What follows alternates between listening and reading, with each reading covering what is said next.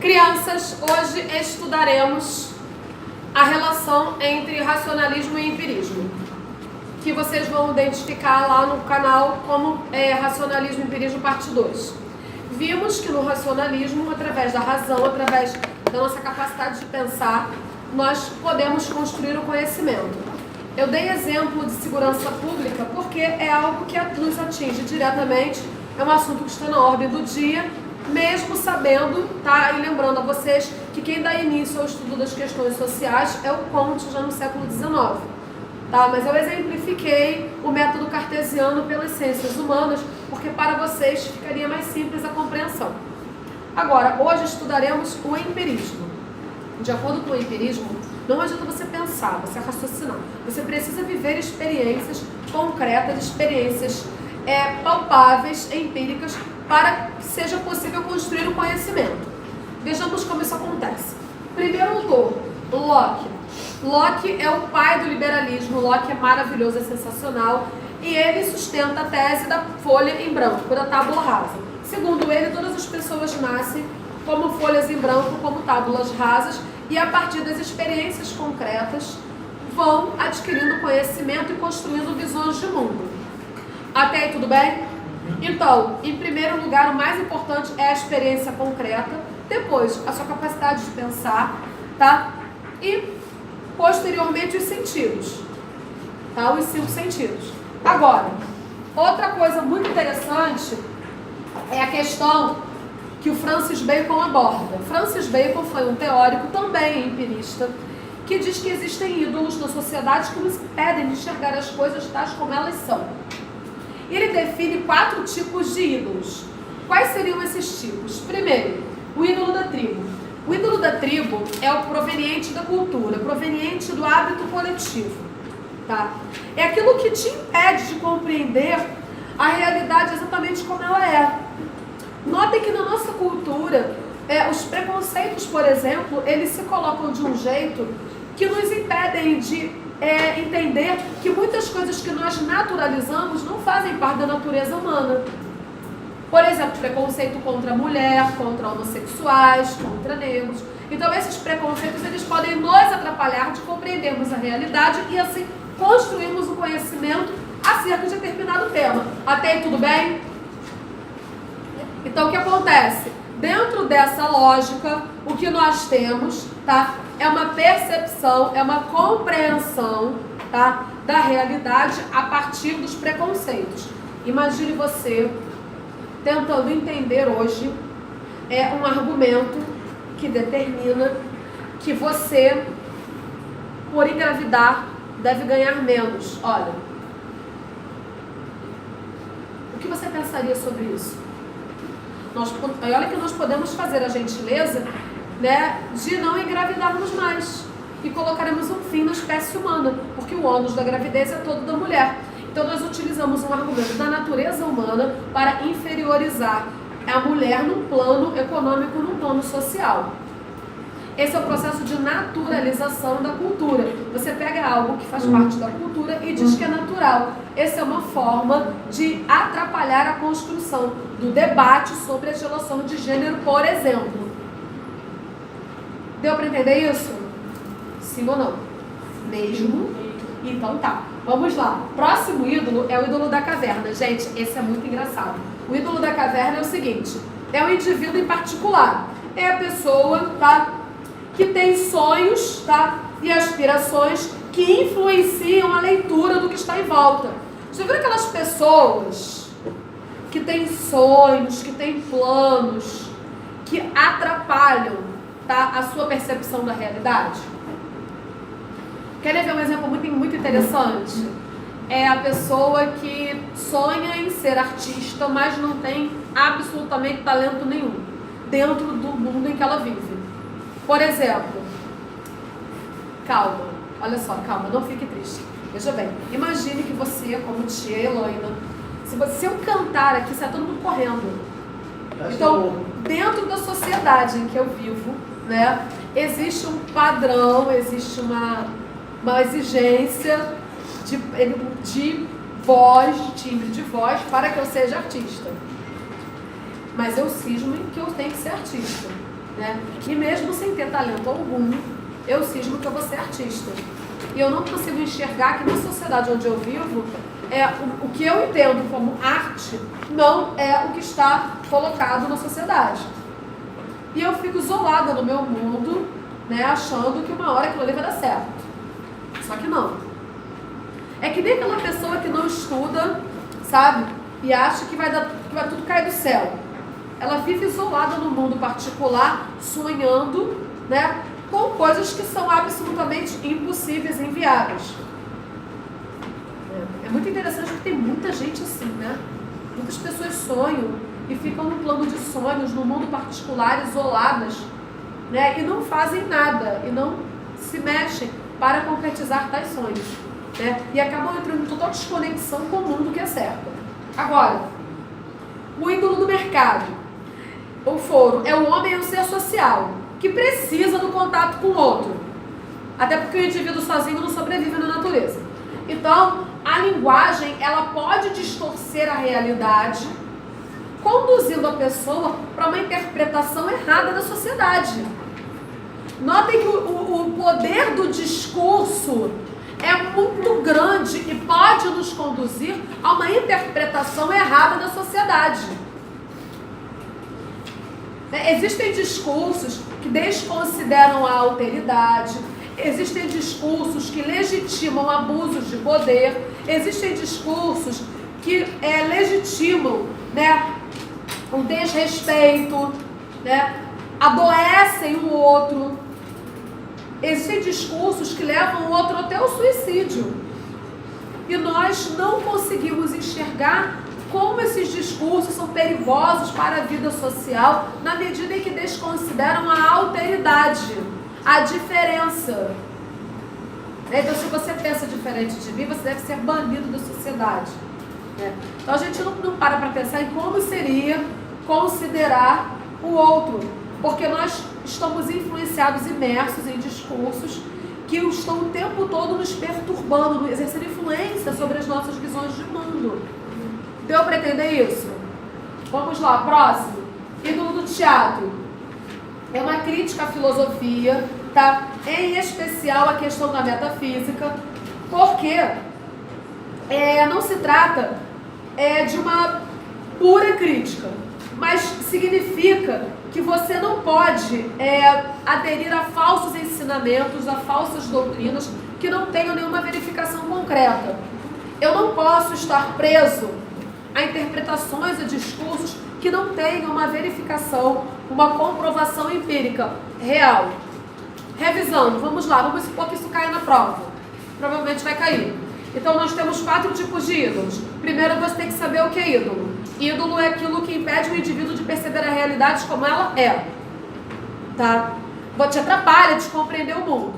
Tá? Aí tem 4 tipos de ídolo. O ídolo da tribo, que é aquele que é construído no campo da cultura e te atrapalha de perceber a realidade. O segundo ídolo é o ídolo da caverna, que é aquela pessoa que vive imersa em sonhos e interpretações particulares da vida, do mundo, que também não consegue entender a realidade.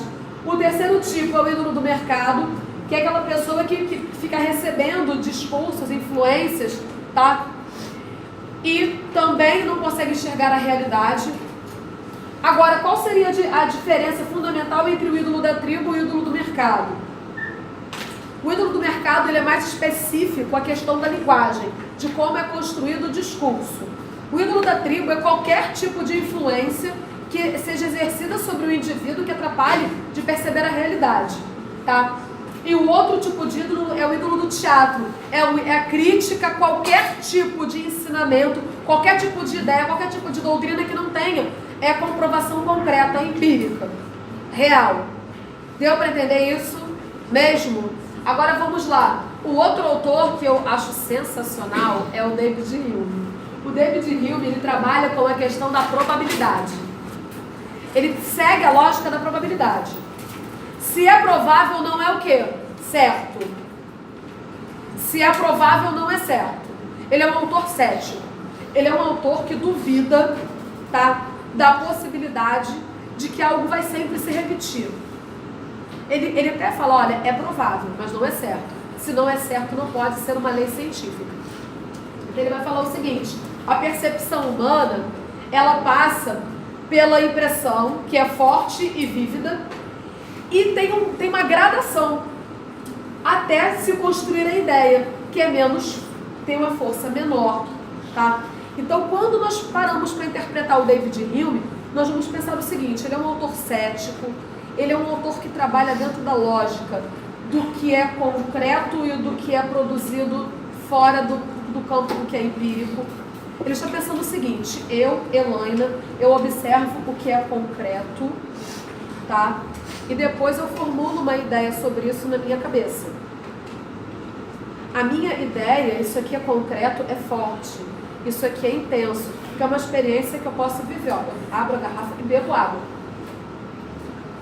Agora, a minha interpretação sobre de onde vem a água, né, se essa água é potável ou não, quanto custa a água através de uma conta que chega na minha casa, o tanto de água que tem no planeta, tudo isso vai passar por ideias, por análises. E isso, muitas vezes, por depender de estudos, de compreensões, de interpretações, tá? Possui uma força menor no plano concreto. Então eu vou trabalhando com a noção de probabilidade, do que é possível, do que é provável e do que não é. E como ele é um autor cético, que duvida muito, né, de que algo vai se repetir sempre, ele vai estabelecer o seguinte: olha, se algo é provável, pode ser que não aconteça. Se pode ser que não aconteça, não pode se tornar uma lei científica. Então nós temos 3 autores. Qual é o primeiro autor? Locke. É o homem da tábula rasa. É o homem que diz que nós assimilamos tudo através das experiências concretas. A partir das experiências, formulamos dentro da nossa mente, né, o que nós assimilamos. O segundo autor é o Francis Bacon. É o homem que trabalha com a tese dos ídolos. São quantos ídolos? 4. E o outro autor é o David Hume, que trabalha com a noção de probabilidade, que diz que algo só pode se tornar uma lei científica se for possível verificar sempre o mesmo episódio. Como não é possível, só pode trabalhar no campo do que é possível, tá? Então, quando você fala do método indutivo e método dedutivo, que também tem no módulo, tá? O método dedutivo, ele é sempre do geral para o particular. Eu olho para a turma numa totalidade e, a partir do olhar da análise da turma, eu olho para os alunos individualmente. É o que Aristóteles chama de método analítico da interpretação da vida social. Eu olho para a totalidade da vida social, faço uma decomposição em partes menores para compreender como a sociedade funciona, tá? Mas primeiro eu olhei para a totalidade, para o todo. O outro método é o método indutivo, que é o contrário, é do particular para o geral. Eu vou observando casos particulares para, a partir daí, construir uma noção do que é geral. Por exemplo, eu olho para essa turma, verifico o comportamento primeiro dos alunos de modo isolado, para depois dizer qual é o diagnóstico da turma em relação a uma possibilidade de aprovação no Enem. Né? Através do simulado, isso é muito possível, porque o simulado ele é feito de modo individual. As provas que vocês fazem, elas nos dão o diagnóstico da turma. Então, qual é a probabilidade, a partir de uma prova que ocorre no âmbito individual, no âmbito particular, de desempenho dessa turma no Enem?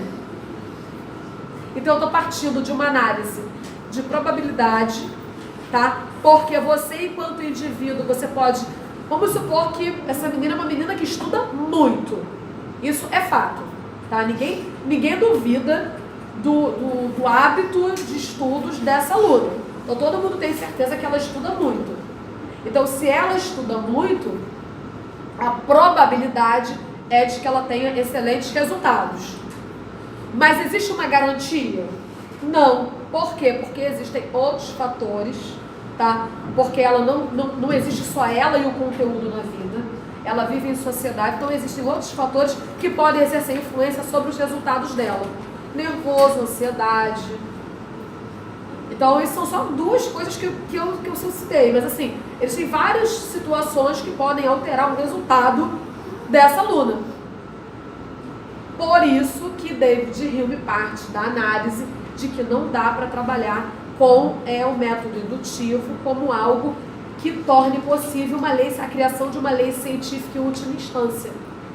Porque nem sempre aquilo vai ocorrer de modo preciso, previsto, tal como o pesquisador imagina. Deu para entender isso? Então, toda vez que vocês pensarem assim, caramba, eu tenho uma disciplina de estudos, eu esperava notas maiores e eu não consegui, vocês têm que primeiro avaliar quais foram os fatores que impediram o bom desempenho de vocês, uma vez que vocês realizaram todos os procedimentos necessários para obterem um bom desempenho. Então, se eu preciso obter um bom desempenho, eu preciso ter uma disciplina de estudos, eu preciso fazer fixação de conteúdo com exercícios. Se eu fiz tudo isso e não consegui, quais fatores podem me atrapalhar? Então, nota que eu não posso utilizar, por exemplo, olha, você montou um plano de estudos, você tem uma disciplina por dia, você faz todos os exercícios. Lembra o David Hume? É provável, pelo método indutivo, tá, que dê certo. E por que eu estou citando o método indutivo? Porque pode ter dado certo com várias pessoas. Se não der certo com uma pessoa, não pode ser uma lei científica. Por isso que eu citei os fatores externos de ordem psicológica, que são fatores que fogem ao comando, ao controle do ser humano.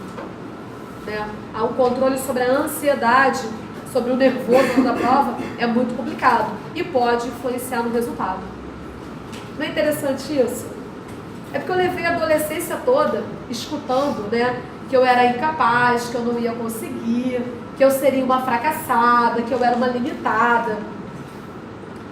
E somente em 2018 que eu tive coragem, para gravar aulas para os alunos. Tanto que eu assisto às aulas depois e penso, caramba, isso aqui, poderia ter sido melhor. Mas assim, eu não conseguia. Porque eu recebi tantas influências negativas no plano psicológico, de que eu não era capaz, de que eu não ia conseguir, que eu era muito burra, muito limitada, muito preguiçosa, pessoa sem determinação, que aquilo terminava por influenciar os meus resultados. Eu cresci uma pessoa muito insegura, com muito medo, me sentindo incapaz, precisando o tempo todo de alguém dizendo pra mim que estava dando certo. Então, veja bem, eu fiz 40 anos esse ano, Só esse ano eu tive coragem, de virar e falar, olha só, então se eu tenho dificuldades eu vou superar. Até que eu gravei uma aula e falei algo em termos de números que não era aquilo. Aí eu já fiquei assim, nossa, eu vou apagar a aula. Meu marido falou, não, você não vai apagar porque senão atrapalha o conteúdo, E é só você colocar uma observação no vídeo, como eu coloquei no vídeo do empirismo, do racionalismo, que eu usei ciências humanas para explicar o método cartesiano, porque existem fatores externos que influenciam o resultado do indivíduo no plano psicológico. E muitas vezes impedem que vocês concretizem e realizem os sonhos de vocês. Por isso que vocês têm que verificar se os sonhos de vocês são compatíveis com a realidade, E, segundo, ao verificar quais são os meios que vocês devem utilizar. Vou dar um exemplo bem legal. Minha querida, você acha legal existir machismo? Porque te prejudica, não é? Então, vamos supor que ela pense assim, professora, a sociedade é machista. Não tem o que fazer, professora. O meu sonho de acabar com o machismo não corresponde à realidade, professora. Eu não tenho o que fazer. Mas ela pode olhar para a história do século XX, das lutas das mulheres. Pode chamar a colega também. As duas podem sentar e examinar como as mulheres fizeram no século passado para lutarem por igualdade. Aí ela vai ver que o sonho dela está em conexão com a realidade. Então, o que ela deve fazer para continuar esse processo de luta por igualdade? Por isso que estudar história é fundamental, é indispensável. Pode finalizar.